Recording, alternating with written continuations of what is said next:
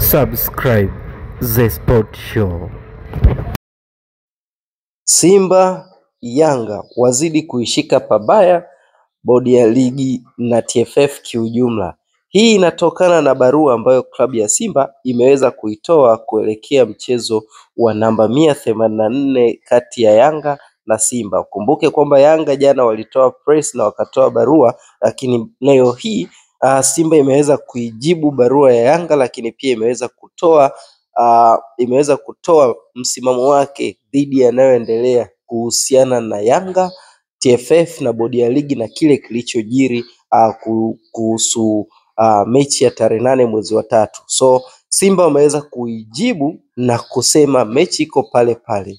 Kwa hiyo kabla tujaendelea na uchambuzi kujua kiundani, naomba uweze kusubscribe YouTube channel yetu ili usipitwe na taarifa zetu. Halikadhalika pia naomba uweze kushare kwa washikaji kuhusiana na The Sport Show.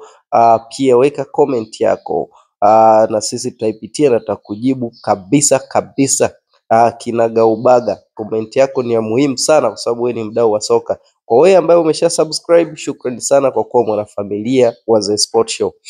Naam, jana baada ya Yanga kutoa press release ambayo ni barua au taarifa kwa umma kunako yale yaliyojiri kuhusiana na kikao walichoketi kati ya Yanga na bodi ya ligi na kuonesha msimamo wao, Simba nao leo wameweza kutoa taarifa kwa umma kuhusiana na kile ambacho kilichoendelea baina ya timu ya klabu ya Yanga, lakini pia TFF na bodi ya ligi kiujumla.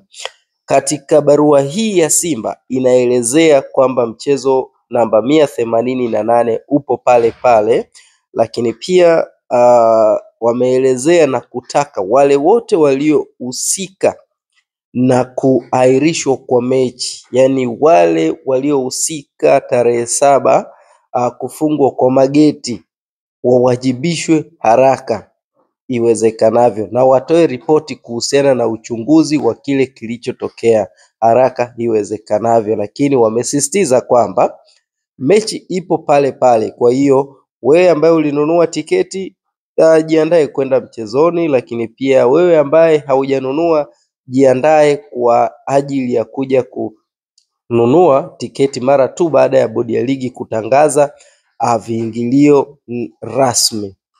Sasa basi, kwa barua hii imesisitiza kwamba kuendelea kukumbatia waliohusika kuharibu mchezo ni sawa na kuendelea kukumbatia maharamia.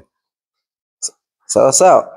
Jibu rahisi kuhusiana na hii press release ya klabu ya Simba, kuna namna inaonyesha kwamba wanawafahamu wale wote ambao walihusika dhidi ya kugairishwa kwa mchezo. Kumbuke kwamba Yanga ndiye aliyekuwa mwenyeji wa huu mchezo na si mtu mwingine. Hivyo basi taarifa ya kukabidhiwa uwanja ulikuwa unakuwa chini ya Yanga. Kwa hiyo kwa namna moja ama nyingine, ukiangalia kwa umakini ni kama vile Simba wanawatuhumu Yanga kwamba wao ndo waliohusika kuharibu mchezo, kwa maana wao ndo walikuwa wenyeji na ambao walipewa funguo za uwanja, kwa maana kwa muda mrefu walikuwa wakiulinda uwanja wa Mkapa kwa ajili ya mchezo husika. Kwa hiyo kufungwa kwa mageti simu ilitoka kwa kiongozi wa juu, ina maana ilitoka kwa kiongozi wa Yanga. Ndio maana halisi ya press release ya klabu ya Simba kwa leo hii. Lakini TFF ama bodi ya ligi ndio wenye mamlaka ya mchezo. Kwa hiyo pamoja na kelele zote ambazo zinaendelea,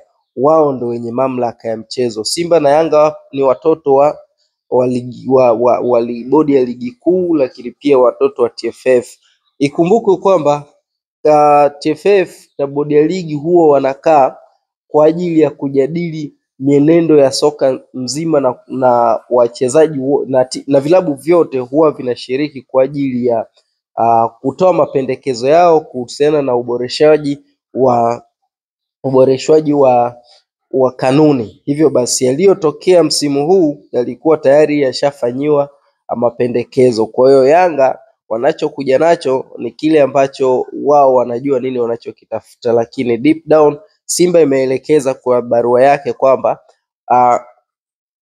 kila kitu kilifanyika kabla msimu kuanza. Kwa hiyo haiwezekani kwa wakati huu bodi ikavunjwa. Ni kama nilivyokueleza kwenye post iliyopita kwamba haiwezekani bodi ikavunjwa ikiwa imesalia mechi 3 wakati ushacheza mechi 27.